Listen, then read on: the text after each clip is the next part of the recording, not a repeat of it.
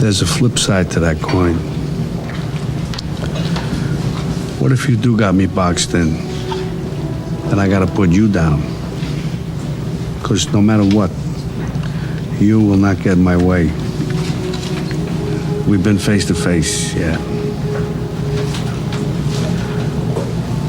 But I will not hesitate. Not for a second.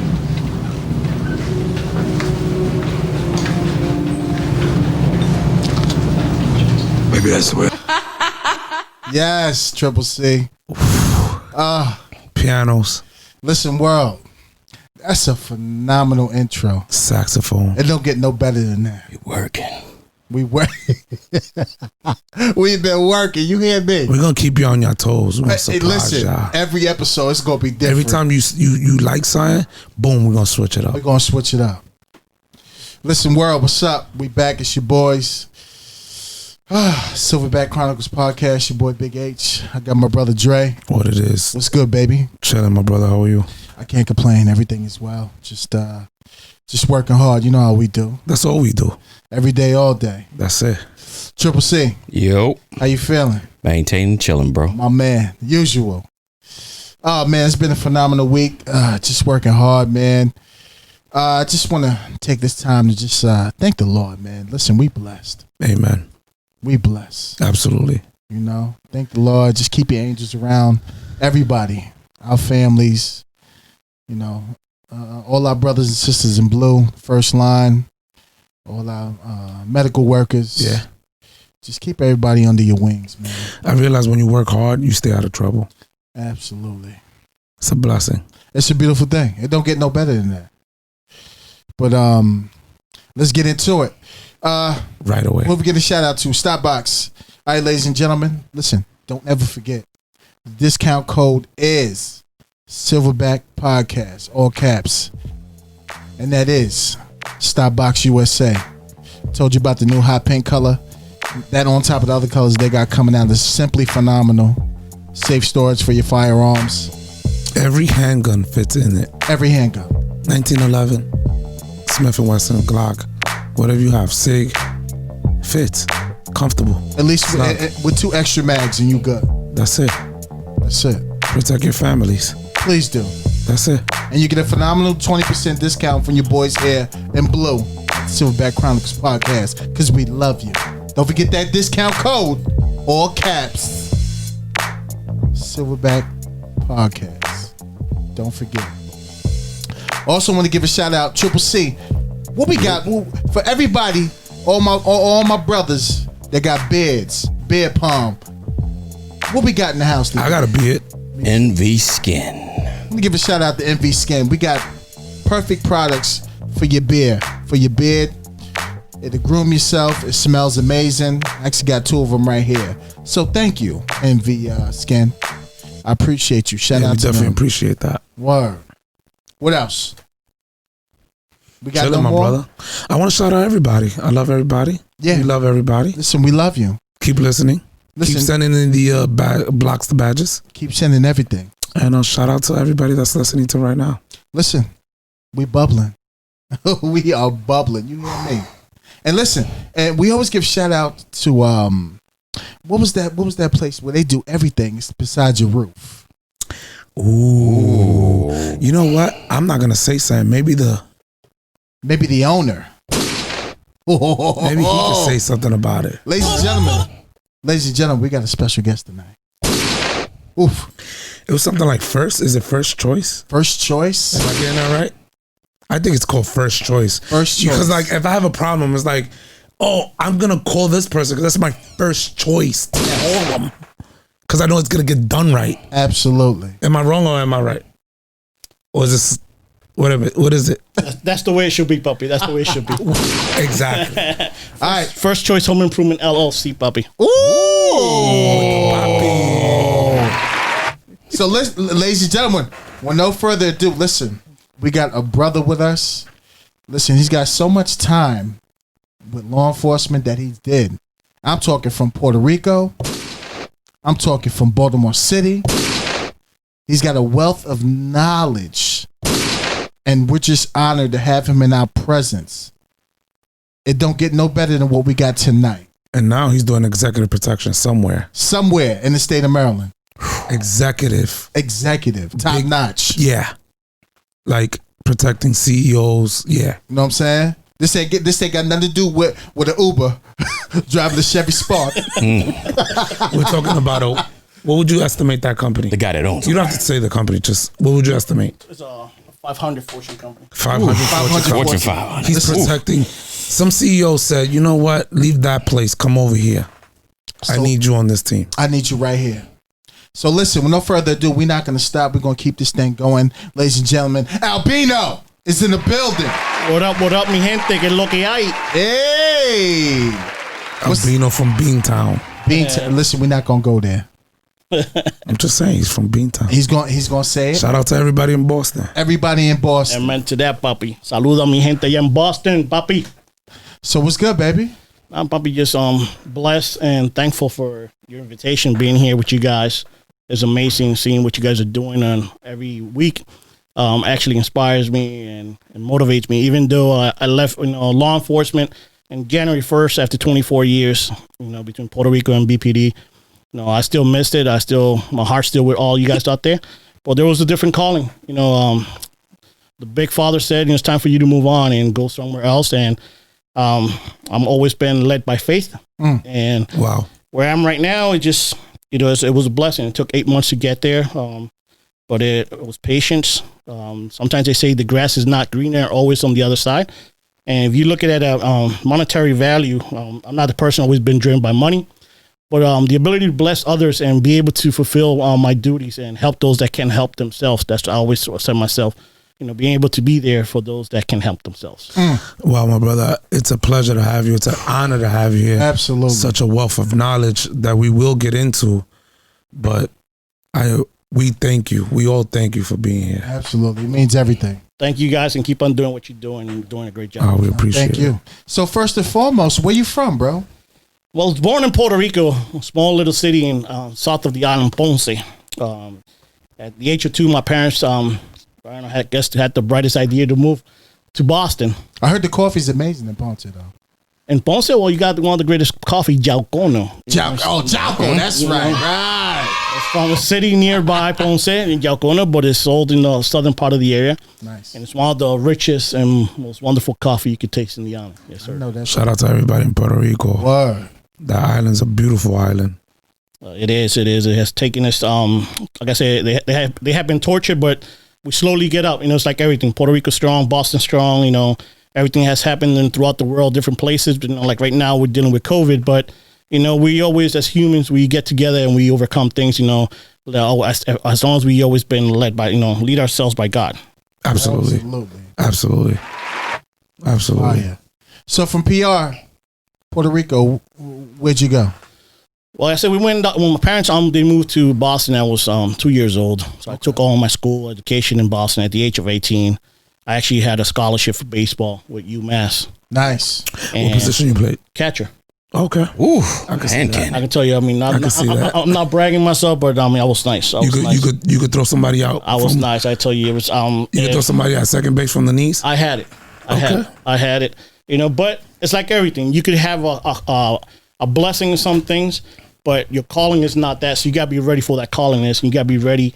When they present that calling, and you got to move. You cannot. You have to adapt. God presents a whole bunch of doors in your way. Don't close them all, because once they close, you can't get back in.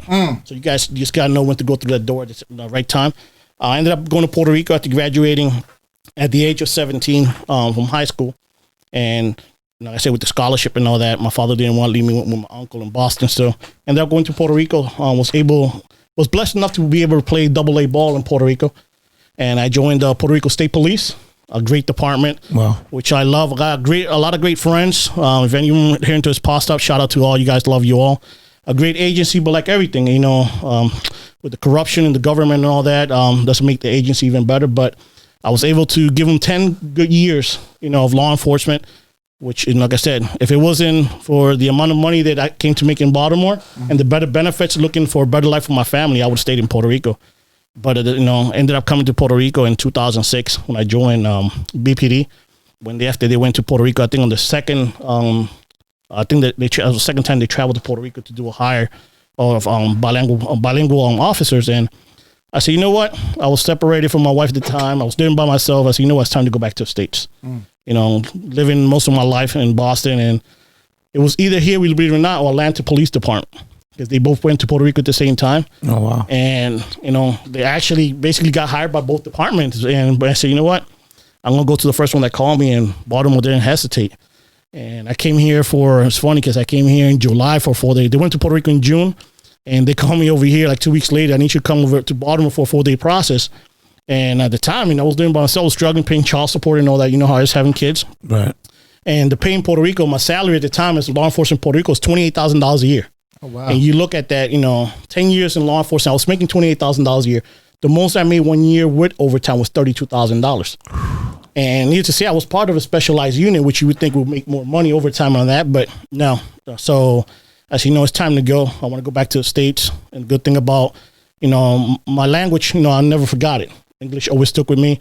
And I came here for a 4-day process in July. And it was funny because the other day I was looking at some old pictures that I took when I came here for that 4-day process. And I stayed at the Marriott downtown. And I was looking at those beautiful buildings. I was like, wow, Baltimore is beautiful. I'm over here sending pictures back to Puerto Rico to my peoples, my friends, like, look where I'm going to go work at. Right. Brother, only if I had to go on a couple of blocks up northwest, you know, so I could see really what I was getting. Real. Yeah, see myself, you know, but. No, but shout out to Baltimore for coming out there and recruiting, like, you know, bilingual officers, because I guess they were ahead of the time to think that the Spanish population was growing. No, definitely. They had, and that was the biggest demand. And they told us straight up and went to Puerto Rico. And, you know, they told us, look, we're coming to get you because we haven't, you know, our population is growing on Hispanics. So we need you over there. Right. And I said, hey, I'm down. I was ready to leave real quick. So they made it happen. At the time that they said it was going to take like 2 months for the process for me to be hired after I left after the 4-day process. And they called me back like within a week later. They said, you know, you got to be here by August 29 to get sworn in. I said, look, I just left Baltimore. You know, I got some time in the department. I'm going to lose all this leave and all that. And they're like, well, you want the job or not? Right. I'll be honest with you. I was living in an apartment myself. I didn't have nothing. So I had to, you know, take my jewelry and things that I had. I had to pawn all that. You know, sold my car, everything just to get some money because, kid you not, I had to pay some bills and leave things straightened out before I came here. I came to Baltimore with $82 in my pocket. And the only thing I knew about Baltimore was the Orioles because I follow baseball. I didn't know nothing else about Baltimore. Came here with $82 and I got to give a big shout out. Oh, before I even go there, because she's going to kill me. I got to give a shout out to my queen. So My queen. You got to. You know, my queen. Absolutely. It's your floor, guy. Hey, Principesha, like I call her. I love you to What do you death. call her? Principesha. I don't know if you guys seen the series, The Queen of the South. Have you seen it? Oh, yeah. Okay. Well, On Netflix. King George calls the main Queen of the South. He calls her Principesha. So we started watching that series together. So she kind of liked it. I said, well, you know what, you're going to be my Principesha now. So Principesha, you know, I love you. I'm sorry for all the wrongdoing that I have done for you in the past, but you know I'm here. Your king is here for you. Absolutely. I love you to my heart, and I'm just thankful and blessed. And I thank God every day for putting a woman such as yourself in my path, in my life. It's been my biggest blessing.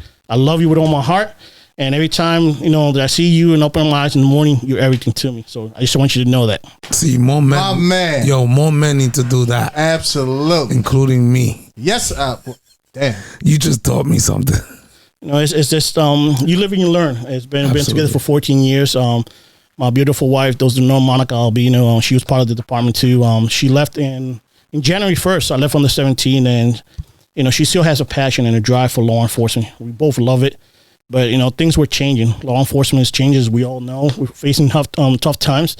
But I had a different calling, and my calling came in as the man of the house. I said, look, if I get this job, you could stay home, you know, go ahead. And it was either that or I was in the promotional list to become a sergeant, which I would, you know, by now would have been a sergeant in BPD. But I even left that behind because, you know, I said different calling came in. Decided at least, so I told her she could stay home. And, you know, she's doing great. So we're making it out, you know, the way we're working out right now. That's dope. Happy to hear that. Yep. Amazing. So going back to the system, when I came to Baltimore, $82, you know, and I got to give him a shout out. Pastor Daniel Santos. I don't know if you guys know him. You probably know his son who works he's a sergeant in the homicide section, Danny Santos. Wow. Danny Santos' father, at the time, and he still lives, the pastor of a Pentecostal church on Broadway. and I want to go a little bit into my faith with God because it's going to let you know how I got here to where I am today. Go in. I want to hear it. There was they had an apartment on top of the church on the 3rd floor. And he allowed us, Puerto Rican office come Puerto Rico. He housed us up there in the top of the church with not even charging us a cent, nothing like that. He just wanted to help us out. He lent us the hand because we didn't know nothing from here. There were 6 Puerto Ricans, brothers staying in the same room. We were different, like sleeping in mattress and air mattress and regular mattress on the floor, in a big room. But we made it work, before we got into the academy. You know how they sing you to the Central Records or something like that? As a pre-hire. Yeah, so I was working in personnel, and I was doing, because out of most of the guys that came from Puerto Rico, I was one of the best that spoke both languages. So I had a connection in Puerto Rico with internal affairs. So I was doing the background investigation with Puerto Rican officers coming over. So they left me working. They actually held me back on academy. Really? Because they needed me in personnel to make those calls to Puerto Rico because I was getting back quick results. So, like I said, God has different paths for us in our life, and he's going to push you to where he wants you to be. I heard about Maryland, how Maryland and the East Coast is like a key city and a key state, especially Baltimore. If you look at it, Baltimore has one of the most principal ports in the East Coast. Absolutely. Where you got a lot of things coming in for the East Coast of the United States. So, coming to this area, God leading me is because he needed me here. What was his purpose? He did a lot. Coming in here, I got here in August. I get you not $82 in my pocket. He helped me. So I started in the academy in December that year of 06. That's when they called us in. And basically, I started moving in October. I got here in August, October of the same year, without 1 cent, brother. I'll tell you, I was just getting paid from BPD, and the money I was getting paid, I was sending it back home to Puerto Rico, pay my bills, everything I had over there. And without 1 cent, I put a contract on the house. Without 1 cent. Northeast, 3703 Woodley Avenue, in Northeast. Wow. That was my house. It was a blessing. God allowed me. I remember pulling up with the realtor, and I didn't even get out of the car. I said, I want that house. And she's like, but you haven't even seen it inside. I said, I don't got to see it inside. I want the house. So, with the blessings of the Lord, blessing of the owner, Miss Catherine Fielder, God bless her. I don't know if she's still alive or not. She was able to bless me to her closing costs and all that. I ended up with the house. So With 1 cent. with not even 1 cent, bro. I didn't have nothing. That's insane. I didn't even have money to, for closing. That's why I tell you about the church. So I go and I talked to the pastor. I said, Pastor, I'm having this problem. I put a contract on the house, and I don't got no money for closing. He said, don't worry, hijo mío, which is like my son, talking, everything's going to work out. Wow. During that process, he called me one day during the week, and he gave me an envelope. I didn't know what was in the envelope. It was $1,000 check, bro. Wow. He goes, this is from the church for you could put it towards your closing. So at the time, they also had offered us and given us like an incentive for moving over here, or moving expensive from Puerto Rico to here. So I took that money and wanted the check, so I was able to, make up like the $6,000 that I had to bring to the table for the closing. So, and I was excited. I was blessed with that home. Like I said, being a first homeowner without even, having 1 cent on you is like crazy. You'd be like, you would never think about that. But when God has a purpose for you, it's going to happen. Nobody's going to get in your way. And I've always been a God-fearing man, a person that's always been, led by God. And that movement that I made in January 17th of this year to leave BPD after, 14 years in law enforcement, a place which I still call home, which I still feel and nothing but love, and my heart aches when I hear the things that happen. And because I got a lot of brothers, I don't call them friends, I call them brothers that, that I left behind. And I say I left behind because I left, but God has a different purpose for me now where I'm at. But at the same time, I'm still checking on my peoples, making sure, let them know that I'm here for them, whatever they need. During that whole process of time, being in BPD and going a little bit back in 2011, I went through a small situation in the Southeast District, where the investigation people, sometimes we got a lot of people, as you guys know, that are not professional in the department. They take things personal, and when they're behind on the line, they'd rather push the weakest link on the chain. So that was me back in 2011. Ended up being transferred from Southeast DDU, went to Northeast Patrol in midnight shift, and it was kind of rough. And during the midnight shift, I ended up taking a call where I covered my behind. I had a trainee with me that night. I'm not gonna get into all because of the case, but I had a trainee with me at the time. The trainee went with me. I put everything on the radio. If I were not, guys, it's one thing I'm gonna tell you. In law enforcement, always cover yourself. And that radio you have is the most important tool with communication. Absolutely. That gets recorded. Okay. It's a record and nobody can tell you didn't do it. So that's what saved my job that day. You know, I put everything on record. I was authorized by my SIC at the time, which is supervisor in charge, to go to the call, which it wasn't in my sector. And the other thing that helped me out was the trainee that was with me. He testified to the same thing that I testified. I believe because the personal vendetta they had against me at the time, if it wasn't for the trainee statement, I would have been fired by now because they recommended termination. After 18 months, I ended up being suspended, ended up being in central bookings midnight, working as a liaison. But like I said, God always has a purpose. God never, forgets about his people. We sometimes, think like, why me, why all these things happen. Remember, everything is a purpose.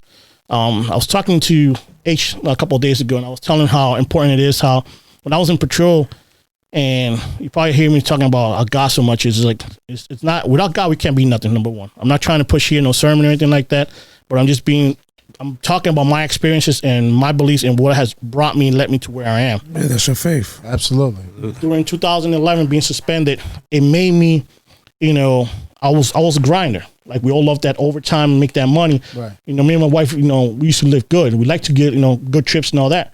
Things got a little slim. So, I'm a gun advocate. I like to dress good, have good things. I had to sell a lot of my things that I had so I could, continue, making up for the things that we needed.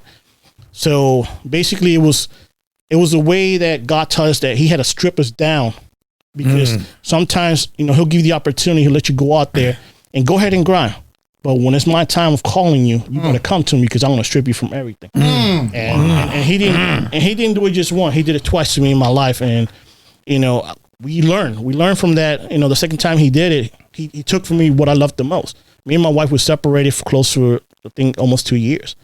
Well, and when I tell you I'm not ashamed of saying this, I cried every night. Wow. When I was away from my wife, I tell you, I'm not a saint, I'm not an angel. We're not perfect. So I did some wrong things, and I admit it. And me and my wife, we had talked that, and we've been through that, and we have left that in the past. Well, y'all were separated, right? Yeah. Oh, shit. Right. No, but I'm saying, before, that led.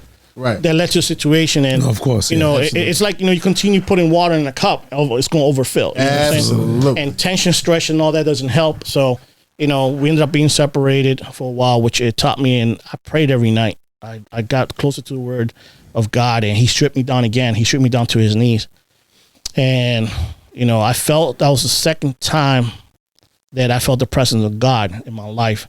Well, I felt them, a guy that came over to my best friend's house. I was living with him at the time, and he was preaching over us. And he said, if you're ready to give your life into God, go ahead, get on your knees, ask him for forgiveness. And brother, I started asking for forgiveness. And when you pray from the bottom of your heart, when you talk to God sincerely, he hears you, and you're going to feel his presence. People be like, you're going to see him. No, they didn't see him. I kid you not, and I still, right now, just talking, I feel I feel like a cloth, like a mantle that was put over my body as I was on my knees praying. And I kept on crying and saying, forgive me, God, for my wrongdoing. And I felt some arms on my shoulders saying, don't worry, my son, everything is going to be okay. Amen. And those situations, they helped me to be stronger. They made, and then I started praying, going to church, and, letting God know that if he would bring my wife back, it'll be different. But I wanted him to bring my wife back, loving him more than she loved me. And that was my prayer every time. And he made it come through. Me and my wife, we're back. And I tell you, we're in a different stage of our lives. We're living every day. We smile. We laugh. It's still like every other, every marriage. There's still arguments and things like that, but nothing major. And we're stronger than ever. She is my backbone. She's everything to me. There's an appreciation for each other. Hey, I know for a fact, I got to tell her, I know for a fact if we're in a battle, and I get wounded, she's going to pick me up in her bag and take me out. I know that's right. That's the type of wife that I got, and I know a lot of people that know her in the department, know the type of personality she is. A lot of people might not like me because they, well, other reasons, you know what I'm saying, how things are. But we even encounter a lot of racism during the department. By her being African American, being Puerto Rican, there was issues in the department, but we went over that. You know, we left that behind because, like I said, at the end of the day, nobody's living on life, right? Right. But all that, you know, when I was suspended in 2011, First Choice Home Improvement came into being. It was established. You know, being suspended, I needed to get a hustle. So you started that in 2011. In 2011, First Choice Home Improvement came onto board. Go ahead. No, I'm saying, wow, okay, yeah. Yeah, it was, and I started doing everything legal, you know, through the state of Maryland, you know, getting my license and all that. And the state of Maryland doesn't make it easier for small business. All they want is your money. With that being said, could you please explain what it is to be bonded? Well, to be bonded, they request for you to have insurance, bonded, licensed through the state, you know, through the commission and all that. So bonded is basically, they want you to get a bond. It's a $20,000 bond by an agency that issues out bond. It's like basically like, how you call it, like a check that you pay for a bond agency, and that check is basically only to cover the lawyers of the commission. So it's not even to cover you for something wrong doing. So that's in case somebody complains against you, the commission will have their lawyers protected, and the bond will cover those expenses. It's like a certification. Exactly. You know, so they make you get you over $1 million insurance, you know, liability. You know, and the license itself, you gotta take a test. First, you gotta start doing an application. Like you've been doing, you know, home improvement and working with somebody. I was blessed enough to have a friend that had a company, and I did some work with him. So he wrote off all me, like, you know, he checked, like, yeah, he's a great worker. He knows what he's doing. He deserves to have this company. And then the test is, I believe it was a 60-question test. And when I tell you, they give you 2 hours, 35 minutes, open book. You got to buy the book.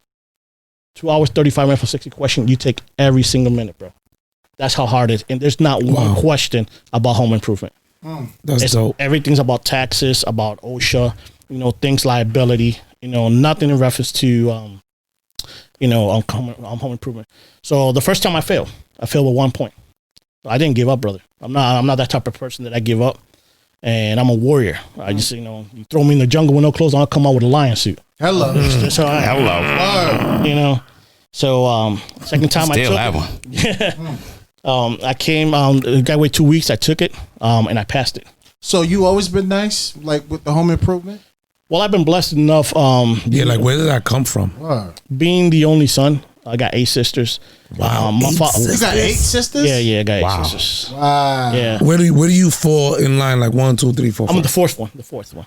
Okay, so there's 3 before you. Yep, I got 3 females before me. For my mom and dad with 3, and then my father had 3 prior to her marriage, and then 4 being with my mom, which it was crazy. But you know, I was my mom was able to bless him with the only son, and my father was on me. When I told you my father was on me, my father wouldn't give me a break. Growing up in Boston, you know, if I wasn't playing sports, you know, I was with him the whole time.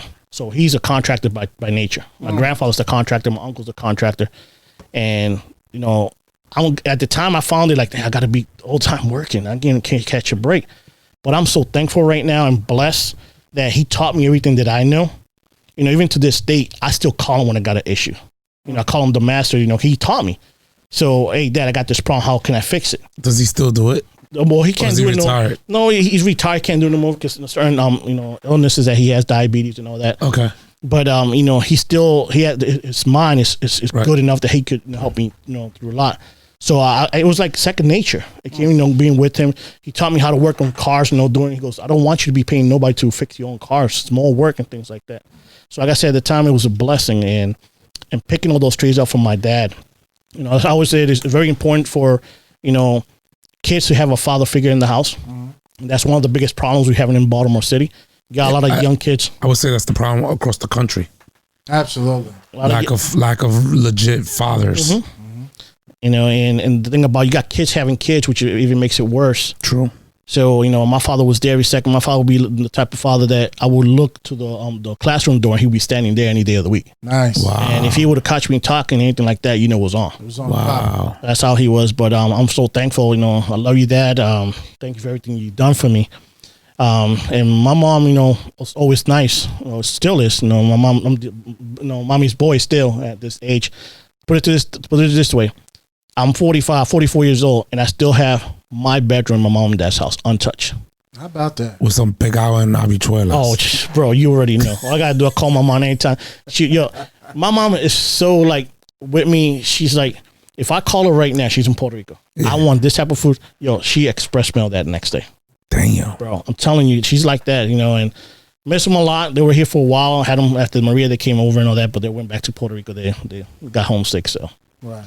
So that's how First Choice Home Improvement got born. And when you look at my cards, you guys seen it. I got like I got a handsaw. I got a hammer. They got like Crusade's helmet, with the cross on top of it. I always tell my wife, I wanted to do a company that was was led based by God, Christian based, and not that just, I don't consider myself the greatest Christian because I'm way far from being, the Christian that God wants me to be, but I'm an obedient Christian and I know when to obey. I know when to follow my faith and to who to lead my things. And that's how I just been blessed throughout this whole time, my careers, dealing with the home improvement, working in law enforcement, and in the time getting trained in, getting myself, different knowledge and different trades that has led me to be the person that I am today and to know everything that I knew today and continue, because at my age, I'm still not, I continue growing every day. So there's more for me to learn. And my thing is, what good am I to have all this knowledge, all this trainings and not be able to share it with nobody? Right. That doesn't make me no good. My thing is I want everybody to know what I know. Right. Because if I could help you with a tip or anything that could help you survive, and after 24 years of law enforcement, all the trainings that I've been to, I want you to be better than me. I just want you to, my main thing is, like I always said, and I hear this say, is the main goal is coming back home. Absolutely. Coming back to you, I told my wife, I want to come back home to you with this limping in one leg, without an arm, but I'm coming back to you. Right. So, at the end of the day, if it's going to come to me or them, who's coming back home. Absolutely. Hands down. No, that's true, because like I remember being on the same floor when you was down there. A lot of guys, you come over and get tips and, hey man, Albino, which ammo should I buy? Or I got this AR and I need this light. I need this, I need that. And you always give that tip away for free. That was dope. It's like I said, it goes with, like a revolving door, your office. Yeah. I mean, it's just like, you got to bless others to be blessed. Absolutely. Absolutely. You just can't continue keeping everything to you, And a lot of people do that, and it's hard to come by because a lot of people want you to pay for that. And it's like, why? Why? When information is free, if you know it, bless it on somebody else. Yeah, pass it on. Absolutely. You know what I'm saying? Like Martin Luther King passed on everything he knew to the next generation. Yeah.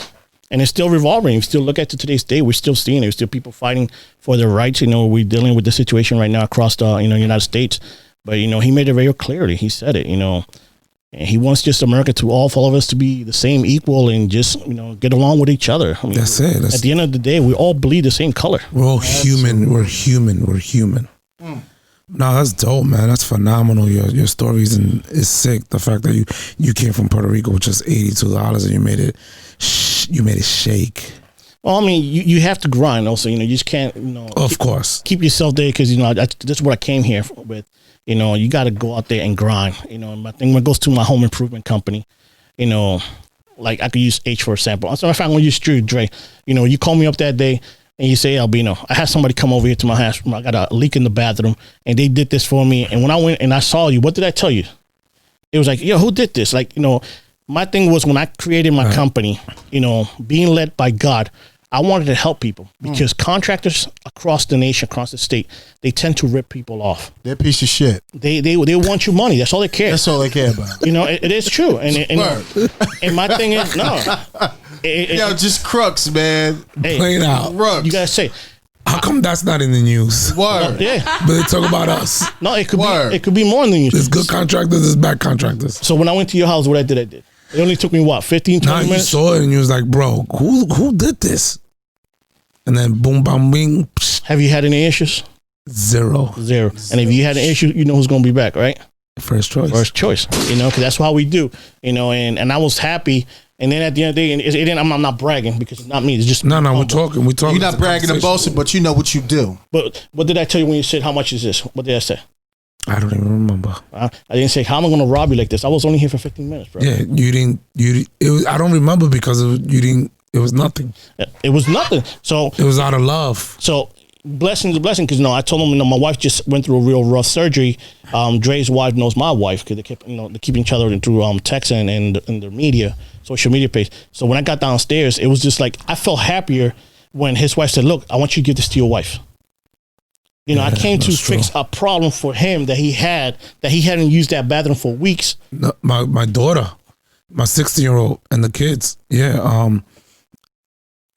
8 months. That bathroom was not used for the shower.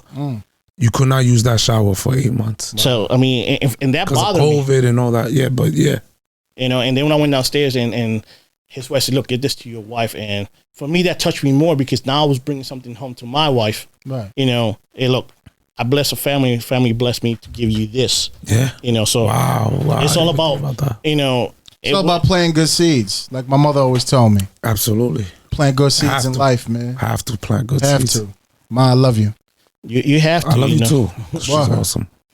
You have to. You just gotta remember everything that you do here in life comes back to you. Yes, sir. And that's why when you really consider yourself a friend, you have to really call yourself a friend. We were talking about this earlier, and you told me not to go into it, but I'm going back to God again. But the Word of God says it real clear. When you're a boy, when you're friends, and you call yourself a friend, like I told you, I got friends I could count with both hands, and I got fingers left. I got a lot of associates.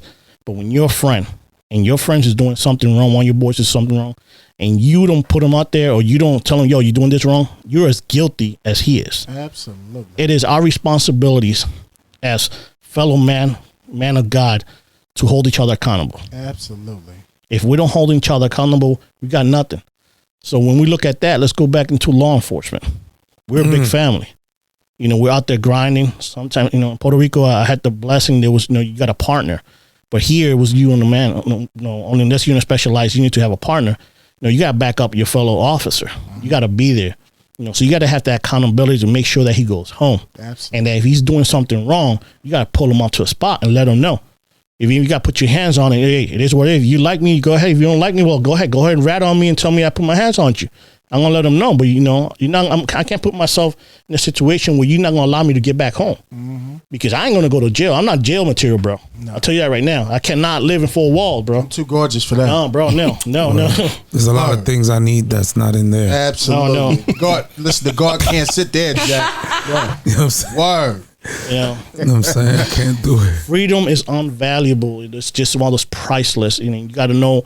You got to be able to cherish it and take every second advantage of time because life is short.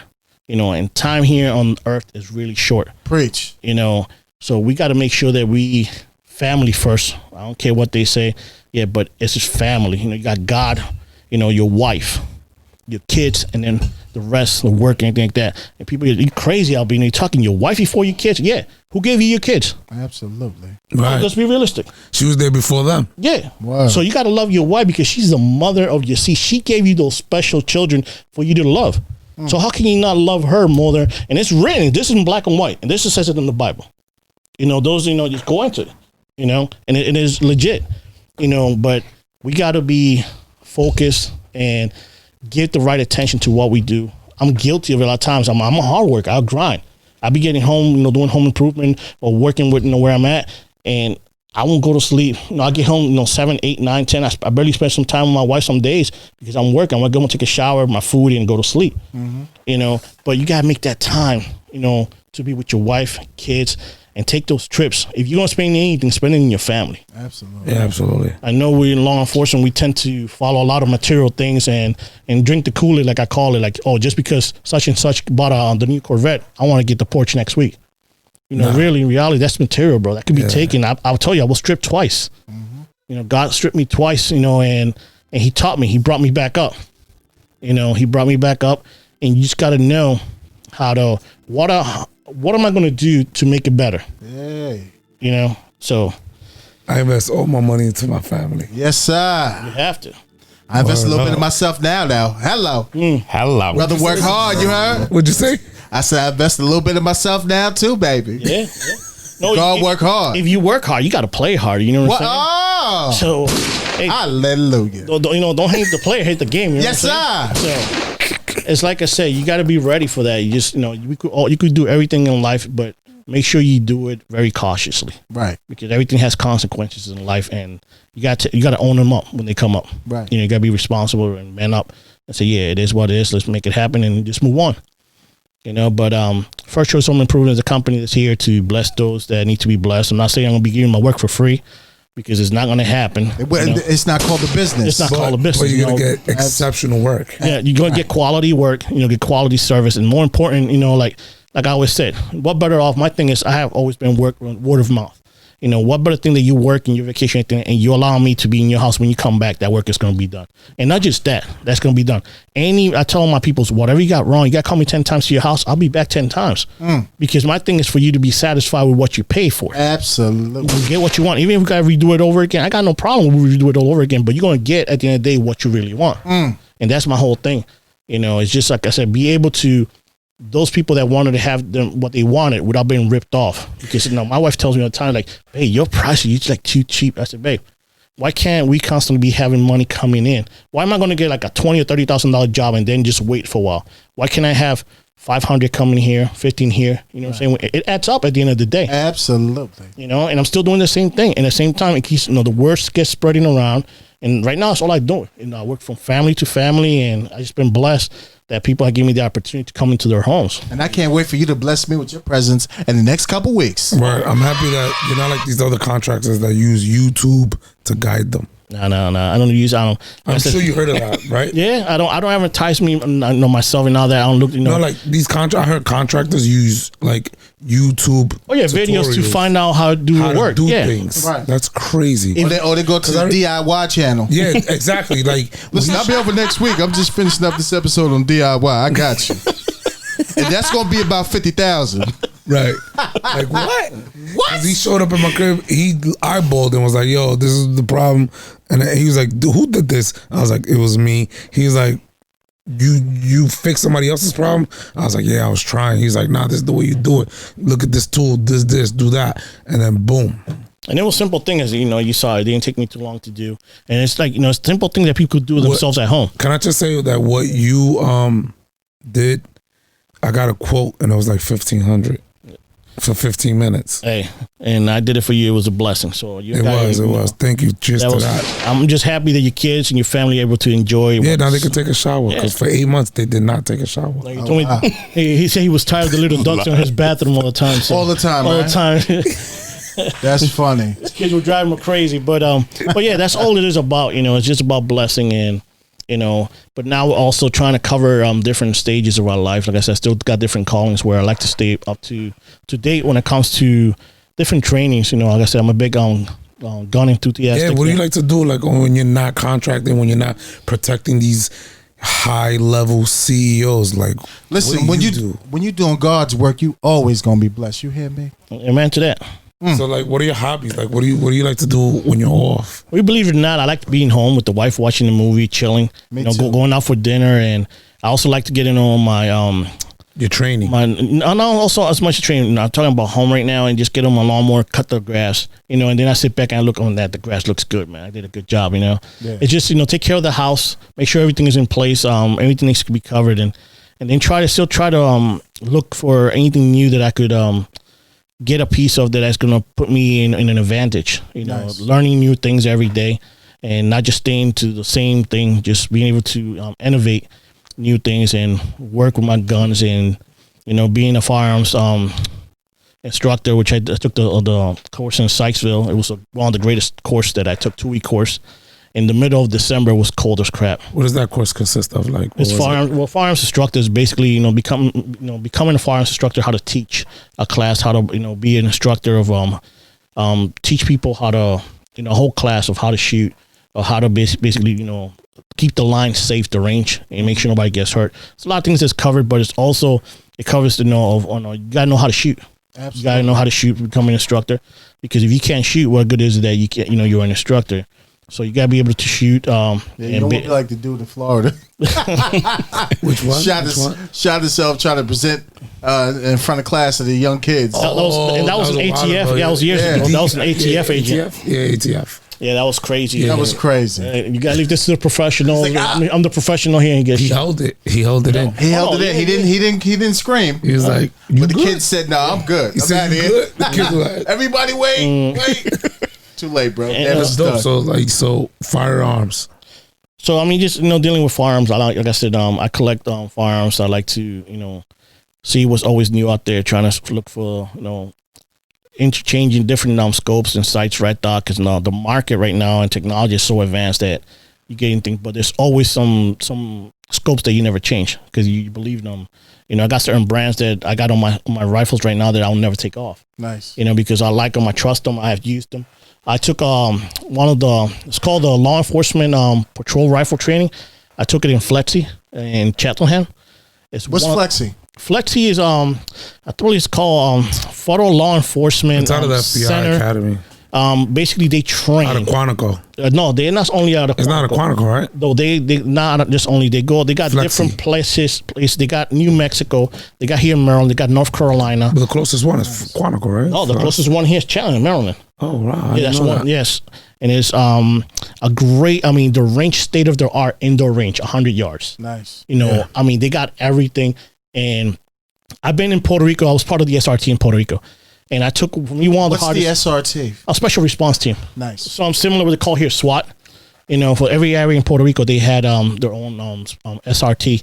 So I was part of the one in the Carolina area, and we took a training. It's called tactical medical, and I thought that, because one of the biggest things that we fail to realize is also, and we see it today, if you're in a gunfight, and whether you become wounded or you injure somebody else in a gunfight, as a law enforcement, you got to provide aid to that person after the gun battle. And at the time, going back in Puerto Rico, it was around 2004, 2006. That was the tactical medical part was coming heavy. So we took this training in the academy. It was 2-week training, and it was rough. It was just live shooting with bunkers, bunkers, ballistic bunkers in front of us. We would do there was an injured officer, we had to go in and get him out while there was live shooting going on, of course in the range. And then the last day of everything we did throughout the week, we had to put a scenario, and we had to do an evac and all that of a wounded officer. Nice. So I thought that training was tough. But because I thought it showed me a lot. In Puerto Rico, it's common for patrol officers to carry an M4. So it's not like here that, you rarely could get a shotgun, like in the city. Right. But in that topic, if you don't mind elaborating a little bit more, without giving too much details, but maybe is there something you would like to share or any tips as far as getting into a gun battle? Would you want to talk about that, or I'm always willing, brother. Like I said, what good just is to help others that maybe in the future could maybe something that could help them, because it's all about helping other officers that may because there's a lot of people that haven't been in gun battles. Majority of the I have had the experience. Unfortunately for me, I call it an unfortunate situation because nobody wants to be in that situation. To be in 3 gunfights in my life, and they were not pretty. Do you plan to elaborate on any one of them? Just to give the audience. just as far as the morale or your mindset or your When it comes to mindset, I gotta say, part of the tactical medical taught us, they put a lot of pressure on us, and one of the biggest things that I took out of that training was survival. We're surviving no matter what, because just because you're shot, doesn't mean unless you get shot in one of the central nervous system that you're gonna go down automatically. Because you're not gonna come up from that. You're shot in the head, but if you shot on a limb, for example, you got to know the battle's still out there. Right. You got to get up and be focused. Your will has to be bigger, and you decide that you want to get home. Your will has to be bigger than that criminal, that individual that he wants to beat you. Because once he knows that you're down, he's going to come on you like a fierce dog, and he wants to finish you. So you got to be able to put that gun in function and keep putting rounds down that that range, because that's how you got to be survive. You got to be in that survival mode. So one thing I took about the tactical training was that I'm going to come home no matter what. I'm going to survive. Just because I'm bleeding doesn't mean I'm going to die. I'm going to die battling it out. If I bleed out what I'm fighting, and guess what? It was my calling. Right.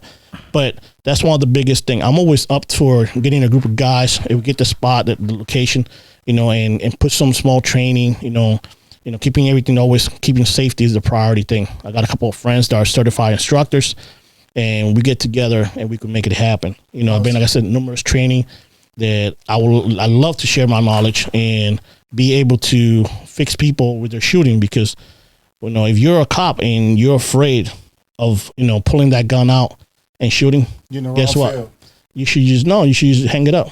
Just let it go. Just let it go, because why you're afraid of using a tool that they're giving you to use, because you're using that to defend people's lives and property. So you gotta be realistic with them. So you gotta be also answer questions. Am I willing to do this? Am I capable of shooting a person? Yeah. In Puerto Rico, when I shot one incident that I was involved in, a police involved shooting, I shot a 16-year-old kid in one of the project housing. It was a lot of crime, and it was the day after New Year's Eve, and it was the 1st of January, I remember. And the guy pulled out a gun on me. The kid, 16 years old. I didn't give him a chance to point it at me, and I shot him. It doesn't feel good, ladies and gentlemen, to shoot a person. Anybody tells me, you're military, it does not feel good to shoot a person. Wow. And then when I knew he was a juvenile, it took me a while to sink in. It was 2 weeks that was still, I couldn't sleep, because I said, wow, I just shot a juvenile. But then in my back of my mind, it's like, but he pulled out a gun on you. Right. But it still took a while for me to sink in, because, it's still another person's life. I always believe that God is the only person that takes lives away, but he also made me one of his warriors to make the laws be, here in earth, people could, follow the laws and do things right. So at that time, it took me 2 weeks to get it straight and say, you know what, it was either you or him. Absolutely. But it didn't feel good. It didn't feel good shooting a person. I don't care what people say. They say, oh, after the first one, the next one is easier. No, it's not. Bullshit. When you're human, you're human. Absolutely. But when it comes to the battle, like I said, it's always about survival. And my thing is, I always want to preach and teach surviving, going back home, constant move. Do not let your enemy know where you're at. Constantly move. And that's one thing that at the range, they're not. When they did the diamond training, I don't know if you guys remember that. I remember that. Yeah. The lieutenant at the time at the range, he started implementing of loading, on the move. You move to side, load, then come back into the gunfight. Mm-hmm. And I was ecstatic on that, because wow, we're allowing to move now. But I believe they should do more training on the movement. You can't be a standing target. Yes. And movement is more realistic, because that's what's happening, like in the battlefield. And it is. I mean, and it's been proven by stats. If we look at them, the FBI stats every year, all law enforcement, police involved shooting encounters have happened within less than 15 yards in. That's close quarters. That's close quarters. Absolutely. They were talking about straight CQB battle, and you got to know, like I tell everybody, if you at the 7 and 3 yard lines, if you're shooting with one eye closed, you got a problem. Absolutely. You should be able to, and that's what I tell people, when you're in your house, you're doing nothing, why don't you do some dry fire? Yeah. Unload, that gun in a safe area, make sure there's no ammo close, and do some dry fires, put your belt on like you're at work, even you sitting in your couch, make believe that you riding the patrol car, and there's somebody who's pulled out a gun, how you going to take that gun from that holster while you're driving, and you got that seatbelt on? Absolutely. Because, we're just as liable as people. We got to have a seatbelt, even, the police. We got to set an example. Yeah. So now you got almost 0.3 seconds for you to take that seatbelt out, grab that gun, and engage a person that's already shooting at you. I don't know if you guys remember that shooting in Philadelphia. I think it was that individual went to the door and shot that officer. Oh, yeah, like 2 years ago. Yeah. I want, just imagine standoff. I remember how that officer was able to engage the individual. Mm-hmm. So you got to be prepared for those type of situations. Like I was telling you when we were talking, you have to be, the if factor, what's going to happen when I get there. As soon as you get that call and you're in the way, you got to be having a whole bunch of scenarios going through your mind. And when you get there, do not get tunnel vision, because any gunfight or any danger could come from any angle. Do never get in the tunnel vision going to any call, because that's what's going to cost you your life. Always assess the situation before going in. Take your time. The time is in your world. It's on your side. There is no rush. Take your time going to a call, assessing the situation. Always, I told all my trainees when I was field training them, and I was up in the northern, I was blessed that the trainings that I had, they always got good cases, because I always tell them, the only thing that's going to kill you out there are these hands. If you're all constantly looking It's at not the about hands, the bad guy. It's about his hands. his hands. If you already know he has the intention, look, don't take your eyes off his hands, because if they have their their hands inside their pockets, and they clench one of those fists, you know he's grabbing a gun inside that pocket. You could tell, But that goes also with training. So you gotta go to numerous training, and like I was telling you, you cannot be afraid of kicking out money out of your pocket to go different schools. Whether it's a day or two, put in vacation in. Knowledge is something nobody can take from you. Absolutely. Nobody can take that from you, and I have spent thousands of dollars in different trainings. I'm a certified armor to Glock, to Remington, HK, and Smith and Wesson. You spent that all on your dollar. All on my dollar. Wow. You know what I'm saying? And a lot of them I had to put vacation days in, which I was, paying double if you look at it, because I was losing days from my family vacation, to go and get it trained. But now I have all that knowledge, and I constantly, you have to constantly be trained and keeping up with new things that are popping out there. Different type. You got also like something I was said in the academy, and always as firearm instructor and being a gun enthusiast. Had there's ever been a training in the Grange or anything like that where they have taught other officers, to unload, okay, and render arms safe, a weapon that's not a Glock. Tell me, you guys, have you seen that? No. Wow, that's dope. Let's say right now, SKSs, you could get them out there, they're cheap. Yeah. The AK-47 is a rifle that could come from West Virginia, PA, Delaware, here in the bundles. So let's say there's a weapon, a shootout, there's a weapon laying in the middle of the ground, an AK-47, for example. Are you guys trained? Was I ever trained in BPD to how to unload? What do we have to do? Tell me, you guys know. Who do we have to call? The truck. The truck. Was the EVU unit, right? EVU. They had to call them because they're SWAT trained. 8811, 8711. Whatever number it was. The truck. Yeah. The truck. But they take time. But why do we have to wait for them? Yeah. Why can't we know, like, based on the all the situation we've been in the department that we have dealt with different type of guns? Why can't we teach recruits how to unload a revolver? Okay, how to unload. Because in Baltimore, we have recovered a lot of old 38s. Old guns. Old guns. Old guns. So why don't you go back into that, how to unload them correctly? No, just put them in the box and wait. Yeah, there's been times I've seen guns and I'm like, I'm not touching that. But if you... I don't want no problems. You better not touch it. Yeah. And those are things, and when you look at it, especially in Baltimore City, you got people always around, crime scene. People love to come after the shooting happened. You got that gun laying there. You post an officer and on top of that gun into somebody coming. No, that officer could take that gun, take that magazine out, rack that, that bolt back and secure it in the trunk or wherever somewhere safe. Or hold it into their hands until somebody comes in, and gets it. Absolutely. Right. But no, those are the type of things that you will have to do it, and train yourself and so you could be ready. I'm gonna give you an example. This was my second shootout in Puerto Rico. We arrested one of the big drug dealers in Puerto Rico. We arrested him in he was in an outlet in Canoanas. There's a town in Puerto Rico. Like a shopping outlet? He was in the Nike store. He was so drugged up in perks, right, that he had 2 Glocks fully automatic on him with 30 round clips. Yeah, because in Puerto Rico, they take the, what's that thing called? Could you elaborate? They make it more automatic. It's not semi-automatic. Yeah, they make them. They play with the system where they make the gun instead of going from semi, it goes to full auto. Okay, they sell even online right now, and I know the ATF is all over that. They got kits that you could convert them.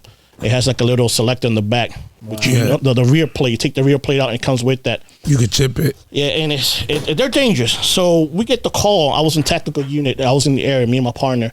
We get the call. There's an armed person inside the Nike store who's very aggressive with the manager. He has spent thousands of dollars in the Nike store, and he wanted to go back into to buy clothes with his friend, but it was almost closing time, and they saw his 2 guns, and he didn't display them. He didn't take them out. They saw him through the shirt, so they got panicked and they call us. So when they call us, as we come in, we of course checking the tactical advantage. What you got in the malls, glass windows everywhere, right? Mm-hmm. You see outlets there, the glass, those you could see through. Yeah. So as we coming around the corner, I was always the rifleman in Puerto Rico. My boy was always the driver. So I'm coming around the corner. I got my M4, and I see him. He sees us. He jets to the back of the store. He starts running. I said, we got a situation right now. And I told my boy, my partner, Toledo, I said, either we get in now or we're going to have a barricade situation. So we decided to go into the front door. The manager, everybody at the point where he went. So we triangle him. So when we go to the back, he sees, I got my rifle. My boy has his gun out, so we got him, pinned. I said, let me see your hand. Let me see your hands. He decides to, put his hands up. He comes out. When he comes out, we locked him up. We go over to where he was at. He had taken the two the Glocks and had put them. They were 9mm. He had put them underneath the clothes. We recovered the 2 Glocks, fully automatic. This guy was wanted by the federal agency for killing a UPS driver because they had shipped over some pounds of weed. Okay, and he was the one who killed the driver to get the pounds of the weed out of the truck. Wow. So he was one. We didn't know that. So this guy was a big time drug dealer, and not just that. They didn't, he couldn't go back to jail. So when we taking him in a patrol car back to our station, okay, he's telling us, look, I can't go to jail. You don't know who I am.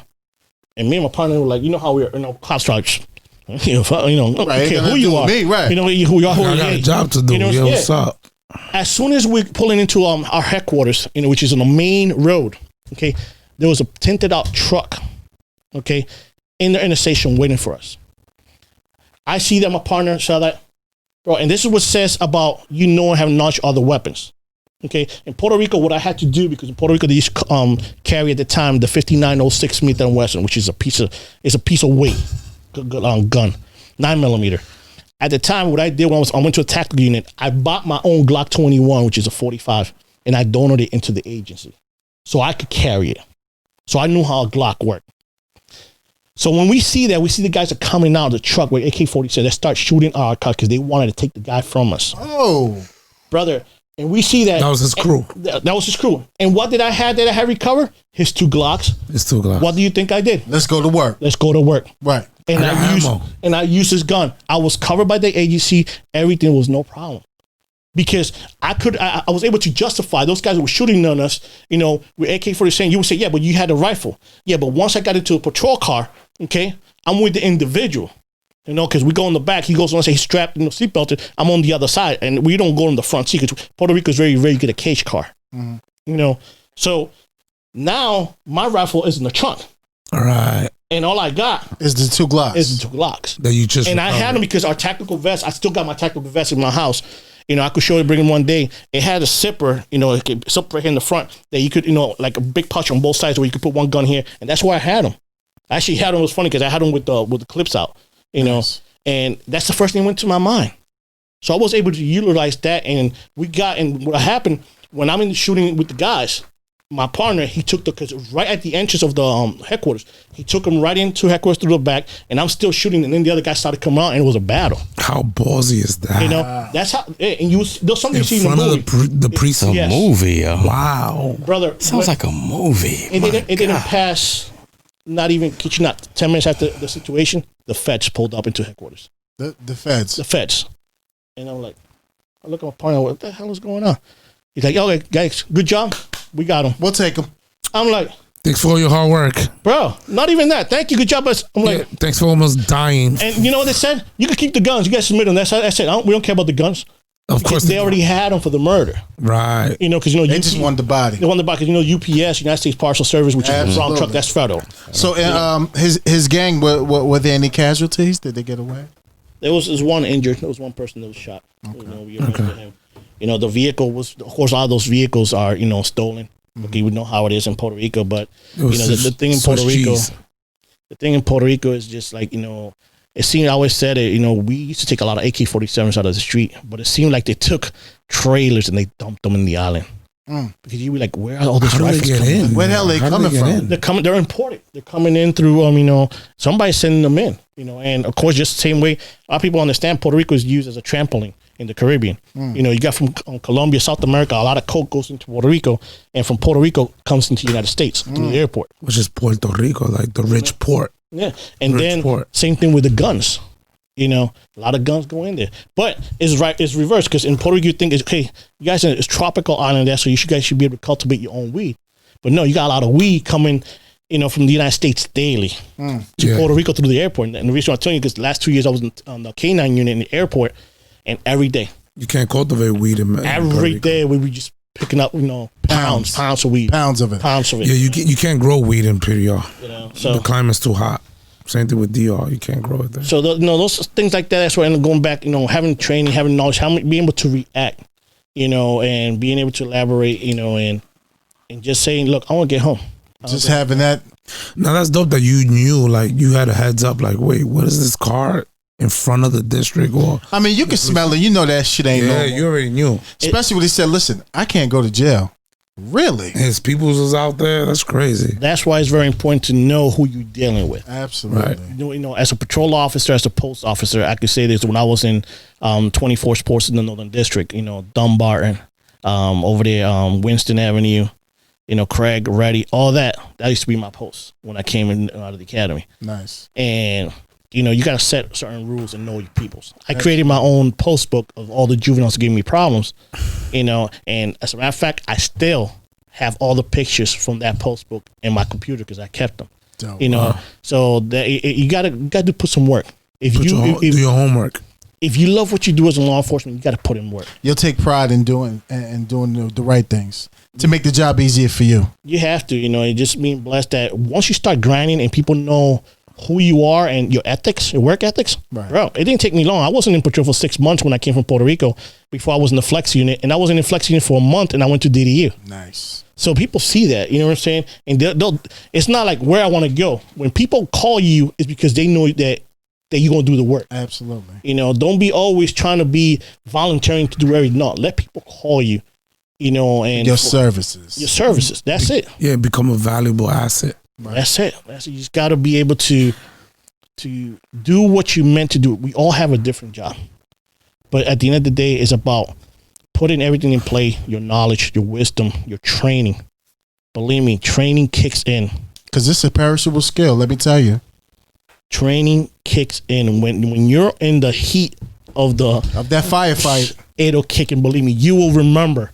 And if you constantly doing that dry fire in your house, how take that gun, put it up, like I call it, bring it up to your happy zone. I was brought to, snap my wrist as soon as I, on snap, take the gun out. My wrist is already broken, where my gun is already pointing down range, so I could start shooting from right here, from the waist coming up. Absolutely. And then when you bring that gun in, I would tell you, bring it to your happy zone. Your happy zone for me is like where you clap right here, like in the middle of the chest. So when you bring that gun in, your gun is right here in the middle. Gun. Why? Because when you point that gun, when you press that gun out, punch that you can out. try it. You could try this. Get in front of the mirror, take your gun, and if you got it in your happy zone, press it out. Lock your elbows, and tell me if you're not going to be on target. Absolutely. Without even looking through the sight. Yeah. And And then close an eye and tell me if you're not going to be on target. Yeah. It's natural. Don't bring your head, your eye vision to the gun. Bring the gun to you where you're comfortable. Don't restrict your airflow for your neck, breathing. Just be doing natural. Don't be walking like we call it the duck walk. They want to walk like slowly. Walk normal. Right. You'll be surprised. You'll be amazed. But everything comes in with training, time. And like I said, anybody needs help, I'm down. And it's always a good day at the range. It's always fun. And sharing knowledge is the greatest thing. I'm sure we can make it happen, man. That's phenomenal stories, bro. I tell you one thing, that's a phenomenal intro. I don't get no better than that. Hell yeah, that was dope. Damn, my man was going in. You have to come back and talk. We're gonna make it a Puerto Rico edition. Word. Man, Puerto Rico's awesome. There was a lot of great stories. I got the opportunity to work in different units. I was able to see the undercover role in Puerto Rico. So a lot of guys that used to work with, they still on the job out there. Unfortunately for them, yeah, because they had to do 30 years in Puerto Rico to retire. 30 years? Yeah, 30 years. Okay, so they should be. Yeah, they still should be there. A lot of them that I know that keep close to them, a lot of guys from the tactical unit, they all left. A lot of went active military. Some went to Florida to work in all police over there, so they went different places. Nice. So, all right, well, dope. Let's keep this thing going. Triple C, what we got? Blocks to badges. Pound, pound. Blocks to badges. Blocks to badges. Our first question is from a Mayo 56147. Shout out to those Mayo guys, man. I'm telling you, those Jersey boys over Dedicated. there. Yeah. Our favorite listeners, man. I love you guys. All right, what we got? They said, can you speak on marriage in law enforcement? What can you expect as a newlywed officer? Ooh, Would you like to go first? Tackle that there, Albini. You know, I'll take lead on this. You guys heard me. Being a cop and being married is not easy. If your spouse is not in the same page as you are, you're going to have problems. 100%. Number one, schedule. The law enforcement schedule is not easy. You know, that's why they said the best marriage couple is a nurse and an officer. Absolutely. Because they got crazy schedules, right? But if your wife is not on the same page as you are and understands your line of work, where you won't be home for, you know, your birthday, where he won't be home for Christmas, he won't be home for Thanksgiving, he won't be home for July 4th, he will not be home for a New Year's Eve. Why? Because he's out there serving and protecting other people. You got to get used to that. You got to be having a lot of sleepless night by yourself as a spouse. And if you're not there you're not willing to support your husband and be that backbone that after all that long day of work, all that stress, all that thing from the supervisors, from the stupidities of co-workers and the people in the streets giving them a hard time, and then coming home and you got to be getting on their head, believe me, that marriage is not going to last. It's not going to. You got to be on the same page. You got to understand, you know, the life of a cop and have a lot of communication. You know, a lot of communication. I remember one time they dropped a signal 13 on me in the northern when I was in the flex unit. And my wife, I don't know why, she was listening to the radio at home. And guess who ended up over on Chateau and Beaumont? My wife. She got in the car and ended up over there. So those things like that, you know, you got to be on the same page. You got to be on the same page. You got to be, you know, realistic and know that what they're doing, they're sacrificing a lot. Because being a cop is not easy. You lose a lot of time of your life and a lot of time away from your loved ones. Absolutely. You know, so they got to be on the same page. I agree fully. There should be no gray area, no stone unturned. And you always reinforce the fact that I love you. I appreciate you. Thank you for always being there. Just know that, you know, the life of an officer is busy, busy, busy. And it's nonstop. All the great holidays, you can forget about that. Your significant other being there. He may get there late, but he's still going to be here. You know, it just comes with the territory. But like Albino just said, you know, just be open and honest, and you guys got to be on the same page. And communication is key to anything. So communicate, and everything will be straight. What you got, Dre? I mean, I kind of follow communicate. That I agree. You got to communicate. You have to talk things out, plan ahead of schedule, and you have to understand that, like, he's out there. In a sense, I know what's going on right now, but he's serving a greater purpose. He's serving the community, but he's also providing for the family. Or she, because there's a lot of female officers that are married and their spouses are not in law enforcement. I mean, like you said earlier, right? I mean, it's a calling. It's a calling. So that spouse needs to understand that this person that I married, my spouse, is serving a calling. So you just have to be understanding. You have to be patient. You have to be very patient. Yeah. It may be tough, but at the back of the head, you got to know that, you know, one day you're going to be retired and you're going to have a lot of days with him, a lot of days with her. Right. And it's going to be glory days, you know? One of the things that, not to cut you short, Andre, that I feel when it comes to law enforcement and husbands and wife, when they got kids, time flies so quick that you have babies, you know, and then when you know that kid is in high school, and you probably will not even be able to make some of his football games, baseball games, the practices. And sometimes our kids will, you know, be raised, you know, with a grudge or with a certain hate. And that's when they come like, you were never there for me. You know, we were out there grinding. We were out there helping the community while nobody's taking care of my son to the football. Nobody's taking him to the football game. Nobody's watching him play. And then we got to deal with that, you know, because there's going to be a lot of questions we got to answer later on in the road. We got to be ready for that, you know, and that's a lot of times when you look at it, you know, how you said a couple of episodes ago, law enforcement, we don't last not even 5 years after we retire. Right, we don't. You know, so it's a lot. It takes the whole family to be on the same page, to be able to help and understand that daddy or mommy's out there, you know, and don't get, you know, please, I give props to all female officers out there. I know a lot of good females. You guys had one here, the Queen, not too long ago. Know her person, she's a beast. She's a worker, and those people, they work. Right. They work, and you just gotta be on point. You gotta really, really be strong together. But it's like a double-edged sword, because I know people that work from home, mechanical engineers or doctors, and it's the same thing.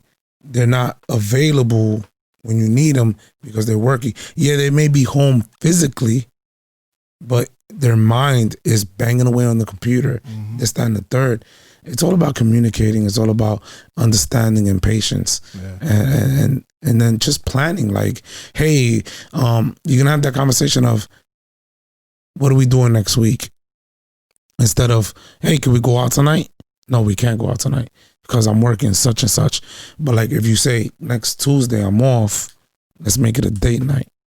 Well, that's neat to And you see. squeeze it in there. Because like you right now, you're in DDU right now. You investigate shootings. So all of a sudden, I've been in there since like 2016. Yeah, so the city could blow up in the southeast all over a I minute, gotta go. and you got to go, and you're with your family. So and then your kids are gonna look at, but Dad, I thought we were going to the movies. I'm sorry, you got to explain. Then the kids get mad, because Dad is never there. Because Dad's constantly at work. And because I know you've done it, I know H, you've done it.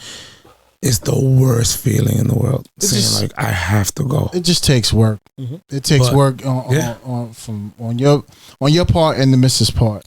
You just gotta know how to make it up. That's why when birthdays comes, special occasions, bro, blow it up. Like even if that's all you had in your bank account or whatever, just let it happen. She wanted that $3,000 Coach bag. Give it to her. Give it to her. Yeah, it may like all that hard work you're doing, you getting called in. Swipe away, buddy. Yeah. Great question, though. Great question. Phenomenal question. Keep them coming. The next one is from 410 G-Man. I may or may not know who this guy is. Who was your favorite partner? On the job? Well, for me, my favorite partner, he's here with me. You heard? Wow, my man. And thank you, H. Thank you. I appreciate you, definitely, all day, every day.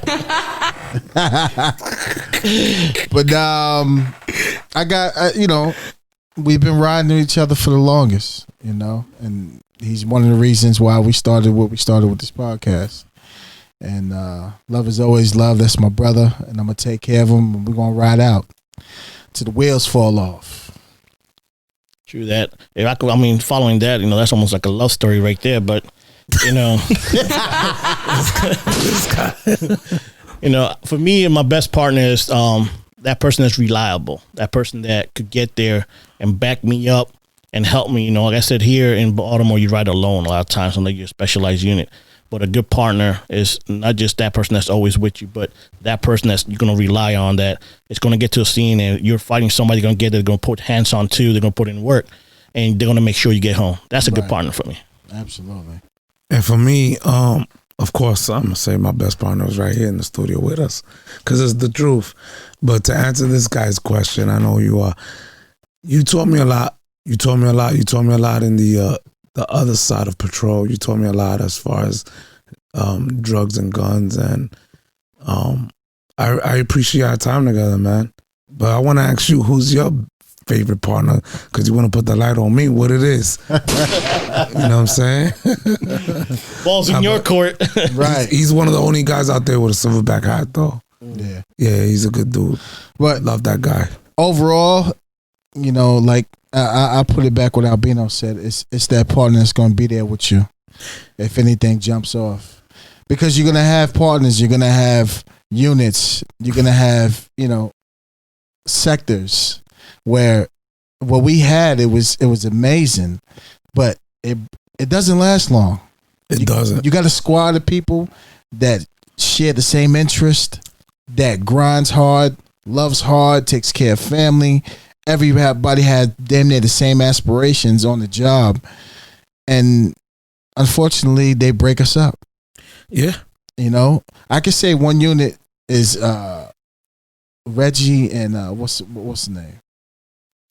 I think they're legends in the scene. Just legends. They've been partners for over 20-something years. Yeah, for sure. And they're about to retire the same. They've been partners for 27, 30 years. Easy.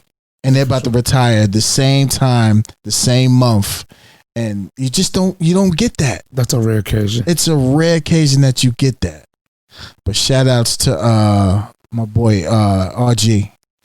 I mean, partners, like what we did with the Silverbacks, like H and I were partners, but we were also partners with the rest of the Silverbacks. Right.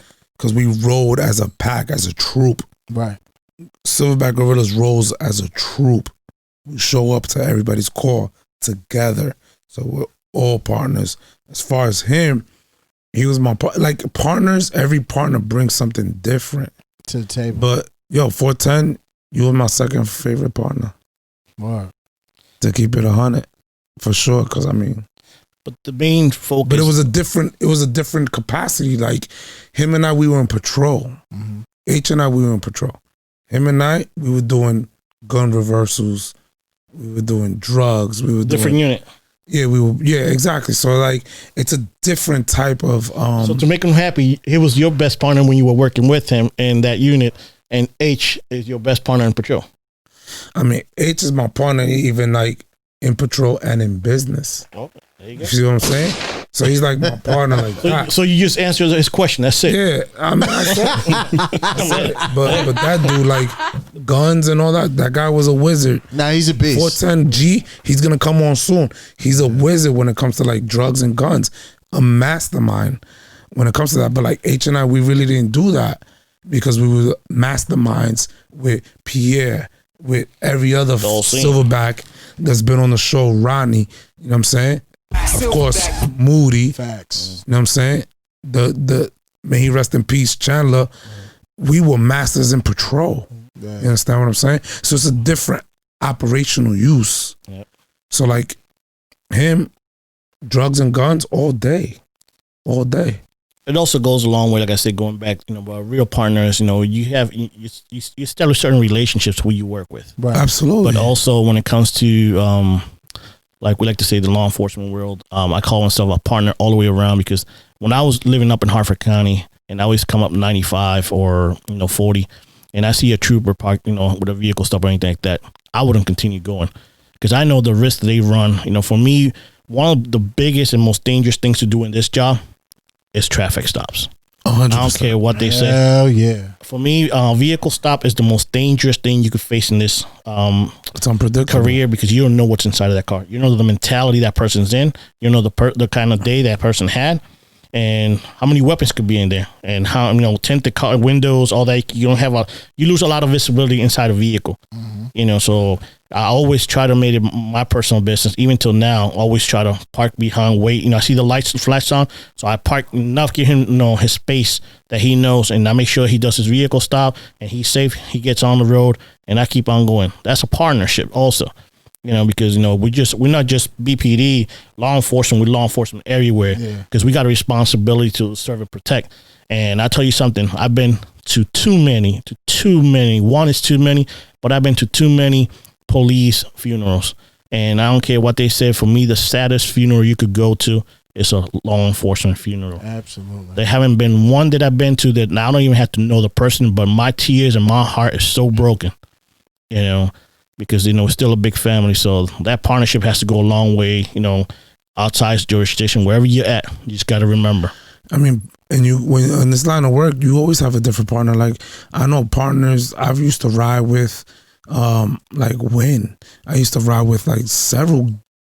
I would love to mention every one of them, but because of whatever, I would love to just have you guys on the podcast and we could talk about it. But each partner, each guy you roll with brought something special. Yeah. Maybe there was a partner that was just really nice at report writing and you learned a lot from that. And then there was a partner that was just amazing in drugs, like my buddy EL down in Central District. Shout out to him. He was probably on foot when we were on foot. He was the nicest guy that was like, yo, he has drugs on him. Just point at it. And it was like that, and he's also a close guy. So it's like, that's the thing. Like when you join this family of law enforcement, firemen or paramedic, you work with so many different people and you become, you just picking, it's a huge family and everybody has something special to bring to the table. Like, what is it? Gumball It's like a gumbo of experience. Different ingredients. You know? Yeah, like everybody. Hey, I'm a gun guy. I'm a drug guy. Just a whole bunch of mixed Yeah. nuts. Yeah, like I read reports. I write dues. I did. You know what I'm saying? And it's all love. Like as long as we all stay together and we all stay safe. No, it's dope. Good question. Hell yeah, Very good question. You're still Bastard. second. bastard. He's still second. Last one is K Batista 325. Not a question, but we need a silverback playlist for Patrol. Oh, Don't do that to us, bro. come on now. You done started something, Started. I can go. Papi. What are you doing to us? I could do it all day now, baby. Like, was he wanting weekly, monthly? Word. Let's do monthly. Yeah. How you want it, bro? Give him an A side and a B side. Yeah. That's how we gonna give it to you. Like an old school cassette tape. Word. Boom. Old school. You want to do that? It's crazy because I was listening here earlier, you know, when we were kind of heating up this place up, bro, and that music you guys were pumping, and you just kept throwing names out there. You guys were, you know, I can't wait. I just want one of them myself, and I got you. I can't wait for that. No, we'll do it. It's gonna be fire. Yeah. Fire. Well, listen, we got you. We gonna upload it. I'll play you some bachata for you. Yeah, Bobby, you gotta do something for the Spanish Some community, bro. salsa. You gotta drive me crazy, bro. Word. You need some bachatas from, you know, There you go. some reggaeton on in there, you know. I mean, I can't listen to Mark Anthony going to a gun corps. He'll put you in the right mood. But you could get Don Omar, and you know. Oh yeah, true. Yeah. Old school don't know Yeah, mine. old Nah, we school. could make that happen, babe. Yeah. Yo, again, who? I'm sorry. Who was that? That was K Batista. Shout out to 325. you, buddy. Listen. He started something right now. Yeah. We gonna upload something for you. We gonna upload something for you. So Hey. next week. K Batista, next time you post, please let us know where you're working, Word. what city, what department. Yeah, we need that. We'll send you a patch. Also, our guest tonight was so kind to introduce. What is that? Explain to them. Well, I was here, you know, meeting the guys. I hear them every week. They talk about, you know, safes and all that. You know, what's this? Stop box. Stopbox USA. I was brought. I had a brand new holster here. It's inside the pant holster from Mission First Tactical. I'm not promoting nobody. I'm not getting paid for this. First of all, this is just letting you know it's a brand new holster. I brought it here as a gift to the guys. They're gonna be doing something throughout the show. I don't know. It fits a 19 or a 23. It's for a right-handed person. It's right in the box, brand new. So I don't know how they're gonna do it, but one of you lucky, you know, listeners is gonna be able to receive that holster. Absolutely. Yes, our favorite listeners. We're gonna start doing giveaways. Raffles, man. Why not? Why not? Absolutely. Y'all listen to us. The least we could do is give back. Shout out to Albino. Stay tuned. Stay tuned. There's a surprise coming, and one lucky listener might be the owner of a nice piece of tool. Nice. Yeah. I like it. And not including we got these fire. We got these fire something. lights he gave us too. Like, oh my. Absolutely. Listen, Albino came through bearing nothing but phenomenal gifts, ladies and gentlemen. Blessings, Facts. puppy. Blessings It's like upon you. it's like the Yes. Three Kings all over. Again. Word. It's just blessing. You know, it's always it feels we good to appreciate that. bless others. You know, that's the only way you're gonna be blessed. You It's the know, only way. And we Bro. appreciate that. We appreciate you coming through, bro. Means Hey, a lot. we appreciate your knowledge. We appreciate your experiences. We appreciate Definitely. your training.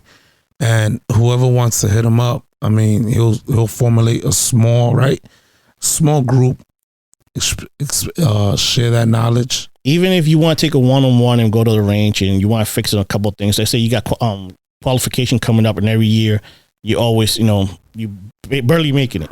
You want to fix a couple of things, you want me to sit behind you, record you, and give you some of the tips that has helped me, to make it through every year and has helped me in the farm, Shit, You need a website.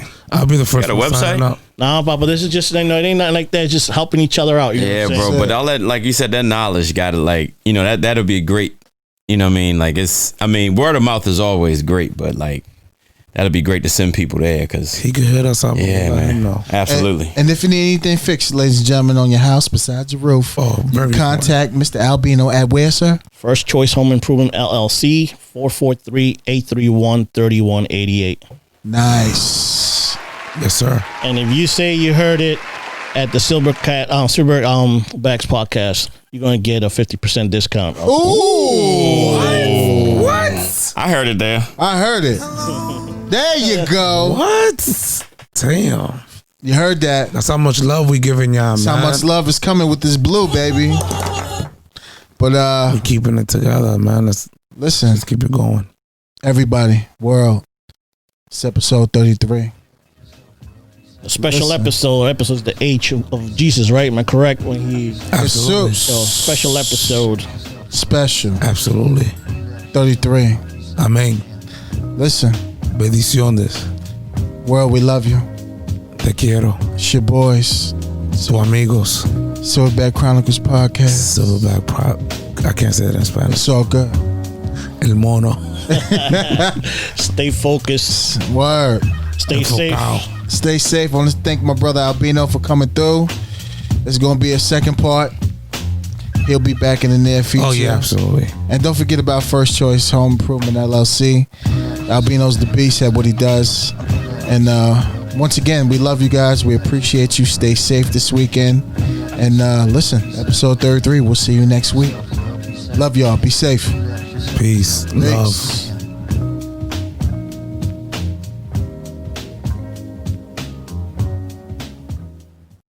The views and opinions expressed on the Silverback podcast are those of the hosts, producers, and or the persons appearing on the program, and do not necessarily reflect the views and opinions of the federal, state, or local government. This includes, but not exclusive to, the Department of Defense and or the Baltimore City Police Department.